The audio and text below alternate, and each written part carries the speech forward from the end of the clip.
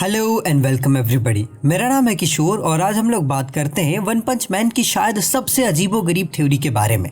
ये थ्योरी कुछ चीज़ों को बहुत ही अच्छी तरीके से एक्सप्लेन करती है, बट वहीं पर कुछ चीज़ों में ये एक्सप्लेन बिल्कुल भी नहीं कर पाती है। इस थ्योरी के अंदर भी बहुत सारे लूप होल्स है जिनको इस थ्योरी के अकॉर्डिंग एक्सप्लेन नहीं किया जा सकता, बट स्टिल ये थ्योरी एक बहुत ही अच्छा कॉन्सेप्ट आपके सामने रखती है कि हाँ, ऐसी भी पॉसिबिलिटी हो सकती है वन पंच मैन के अंदर। ये थ्योरी एक रेडिट यूजर ने दी है जिसका नाम है वुल्फ पैक 9911। अगर तुमको थ्योरी इंग्लिश में देख रही है तो मैं नीचे रेडिट का लिंक दे दूंगा, तुम जा करके उसकी थ्योरी को डायरेक्ट वहीं पे पढ़ सकते हो। बट इस वीडियो में मैंने बहुत ही अच्छे तरीके से एक्सप्लेन करा है, तो मैं चाहूंगा कि आप इस वीडियो को भी एक बार देख लो। वीडियो को शुरू करने से पहले एक चीज मैं बहुत से तरीके से बता दूं आप लोगों को कि ये वीडियो बहुत सारे मांगा स्पॉइलर कंटेन करता है। लाइक उतने भी ज्यादा नहीं, बट करता है। सो इस थ्योरी के अकॉर्डिंग वन पंच मैन एक वर्चुअल रियलिटी गेम है जो कि बेसिकली एक आरपीजी गेम है जहाँ पे तुम लेवल अप्स कर सकते हो। और यहाँ पे जितने भी हीरोज है वो सारे के सारे प्लेयर्स है, और जो भी हीरोज नहीं है वो सारे के सारे एनपीसीज है, यानी कि नॉन प्लेएबल कैरेक्टर्स। अगर आपने सॉर्ड आर्ट ऑनलाइन या फिर कोई वर्चुअल रियलिटी और इंटीग्रेटेड रियलिटी वाले कोई टीवी सीरीज या फिर कोई एनिमे या फिर कोई मानवा पढ़ी है तो आप मेरी बातों को समझ पाएंगे। जैसे कि अगर आपने सॉर्ड आर्ट ऑनलाइन देखा है तो आप इसको बहुत ही अच्छे तरीके से समझ सकते हो। तो ये क्या है, एक आरपीजी गेम है जिसके अंदर जो प्लेयर्स है हीरोज है, और इसमें जो भी एस रैंक बी रैंक, ये भाई जो एस रैंक वाले हैं ना, ये सारे के सारे हाई लेवल प्लेयर्स है। और इस आरपीजी गेम के अंदर जिसके अंदर वन पंच मैन आता है, इसके अंदर सभी के पास अलग अलग क्लासेस होती है, यानी सारे हीरोज के पास कोई आर्चर है, कोई विस्पर है, कोई साइकिक है, कोई सुपर स्ट्रेंथ, कोई वॉरियर है या कोई एंजल है। सबकी अलग अलग क्लासेस है और वो अलग अलग टाइप की पावर को विल्ड करते हैं। यहाँ पर जितने भी प्लेयर्स है वो हावर्स ऑफ हावर्स से इसी गेम को खेले जा रहे हैं ताकि उस गेम में ग्राइंड कर सके। यहाँ पे जो वन पंच मैन के अंदर एक कैरेक्टर है जिसका नाम है साइतामा। अब साइतामा एक बहुत ही न्यूबी कैरेक्टर है और उसने अभी भी इस गेम को खेलना शुरू करा है। बट जब वो गेम खेलना शुरू करता है तब उसके सिस्टम के साथ में एक छोटा सा ग्लिच आ जाता है जहाँ पे उसकी एचपी और सारी की सारी पावर 1 पे आ जाती है। मतलब कि उसको तुम कितना ही हिट करो वो 1 से कभी भी नीचे नहीं जाएगा। इसका मतलब उसको हर्ट करना ऑलमोस्ट इम्पॉसिबल हो जाता है। वहीं पर उसकी जो पावर्स होती है वो इनफाइनाइट पे पहुंच जाती है। इसका मतलब कि भाई कोई नंबर्स नहीं है, वो इनफाइनाइट हो गए हैं। ये सब कुछ एक ग्लिच है, ये सब कुछ एक बग है जिसकी वजह से उसके साथ में ऐसा हो रहा है। इसलिए वो सिर्फ एक पंच में किसी को भी मार सकता है, यहाँ तक कि प्लैनेट्स को तोड़ सकता है। अब क्योंकि वन पंच मैन में जो साइतामा है वो अभी भी न्यूबी है, इसलिए वो किसी क्लास से बिलोंग नहीं करता, इसलिए उसके पास किसी क्लास की सुपर पावर नहीं है।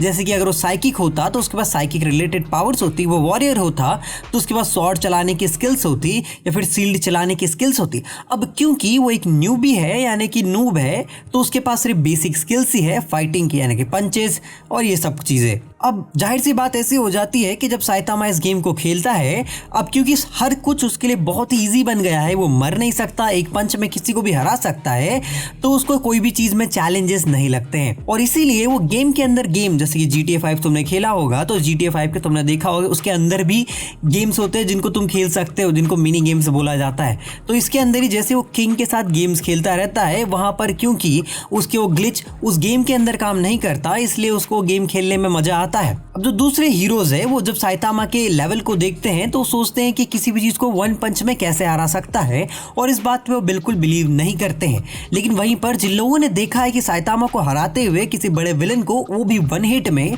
वो लोग जानना चाहते हैं कि इसका ये ग्लिच कैसे काम करता है, या फिर क्या ये अभी तक बहुत ही बार इस गेम को खेल चुका है इसलिए सारे के सारे सीक्रेट मैकेनिक्स को जानता है, इसलिए वो उसके साथ में रहते हैं, उसको ऑब्जर्व करना चाहते हैं। अब वहीं पर अगर मैं बात करूं कि वन पंच मैन के अंदर गॉड्स की, तो भैया वन पंच मैन के अंदर जो गॉड्स है वो एक्चुअली एडमिन्स है, एडमिनिस्ट्रेटर्स हैं, जो कि बेसिकली गेम के अंदर ही ढूंढते रहते हैं कोई हैकर या फिर कोई चीटिंग वीटिंग तो नहीं कर रहा है ना, बग वग तो नहीं है। और जिसके पास भी बग या फिर चीटिंग कोई हैकिंग वगैरह का कुछ मटेरियल मिलता है उसको वो लोग बैन कर देते हैं। ऐसा ही हुआ था होमलेस एम्परर के साथ में, वो चीटिंग करते हुए पकड़ा गया था, इसके लिए उस गॉड ने उसको बैन कर दिया। अब वहीं पे किंग का कैरेक्टर आता है। किंग एक ऐसा कैरेक्टर है जो कि रियल लाइफ में बहुत ही ज्यादा रिच है और वो पे टू विन की इसमें ज्यादा देखता है।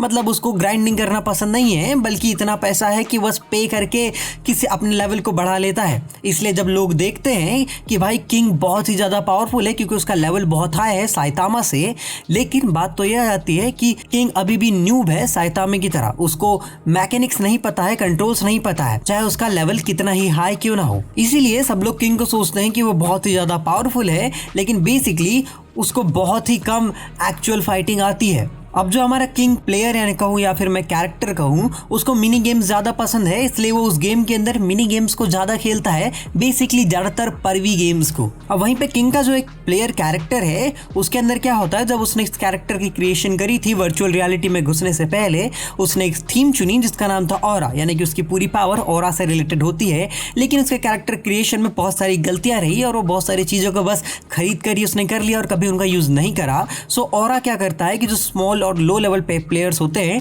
उनको तो ऐसे ही मार देती है सिर्फ अपनी गेज से। वहीं पे जो हाई लेवल प्लेयर्स होते हैं वो बहुत ज़्यादा कंफ्यूज हो जाते हैं कि भैया ये करना क्या चाहता है और इसके पास इतनी ज़्यादा पावर आई कहाँ से, इस तरीके से। वहीं पे एक और कैरेक्टर है जिसका नाम है ब्लास्ट। ये भी एक प्लेयर है लेकिन अब इसको जॉब मिल गई है, इसलिए बहुत ही कम ऑनलाइन आता है। दरअसल इसने ये चीज़ खुद कहा था एनिमे के अंदर, I have a job and I do this just for fun.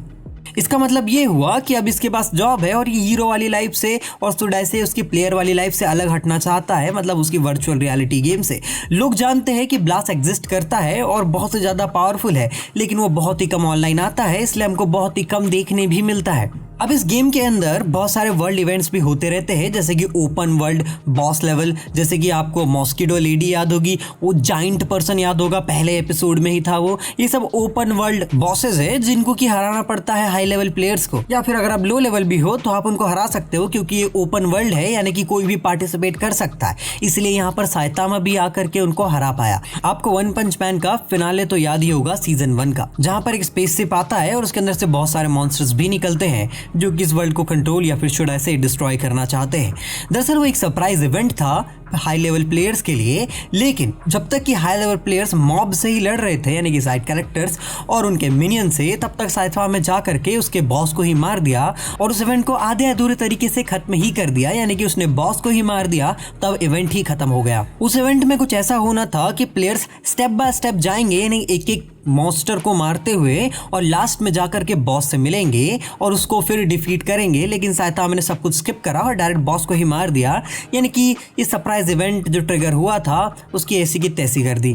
अब यहाँ पे मॉन्स्टर एसोसिएशन नाम का एक और इवेंट आया था जहाँ पर बहुत सारे मॉन्स्टर्स को ओपन वर्ल्ड में छोड़ दिया गया था ताकि प्लेयर्स कुछ नई चीजें और बैटल एक्सपीरियंस गेन कर सके। जहाँ पे नूबी प्लेयर्स तो आराम से ऐसे ही मर गए, लेकिन जो हाई लेवल प्लेयर्स थे वो जितना हो सके उतना मॉन्स्टर्स को कंट्रोल करने की कोशिश कर रहे थे। अब यहाँ पे क्या होता है, कुछ इवेंट्स में ना लेवल रिस्ट्रिक्शंस होती है। अब उन लेवल रिस्ट्रिक्शंस की वजह से ही साइतामा कई इवेंट्स में एकदम से पार्टिसिपेट नहीं कर सकता, उसको टाइम लगता है जब तक कि साइड मॉन्स्टर्स या फिर लेवल रिस्ट्रिक्शंस कम ना हो जाए। इसीलिए आपने देखा होगा कई बार साइतामा लेट आता है लोगों को बचाने के लिए। सो भाई ये थी थ्योरी। अब देखो मैं जानता हूँ कि ये थ्योरी बहुत ही ज़्यादा रिडिकुलस थी, लेकिन इसका कॉन्सेप्ट बहुत ही सही है।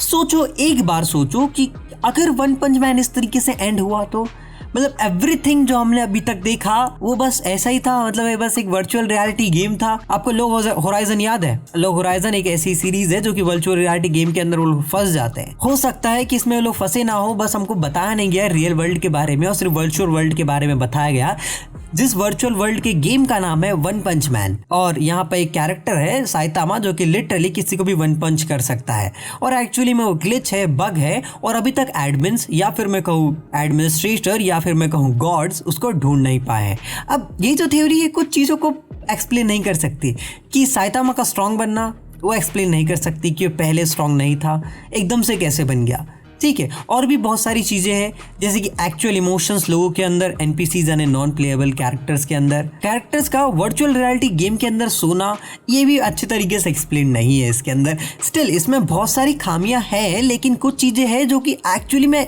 मतलब बनाती है इसके अंदर, जैसे कि level restrictions, world events and Saitama being a noob and also king being a noob. So यार देखो ये सब थी, मैं तुम लोगों के ऊपर छोड़ता हूँ, तुम लोग क्या सोचते हो इसके बारे में। तुम्हारे थॉट्स मुझे कमेंट सेक्शन में जरूर बताना। मैं मिलता हूँ किसी नए वीडियो में किसी नए टॉपिक के साथ, तब तक के लिए बाय बाय।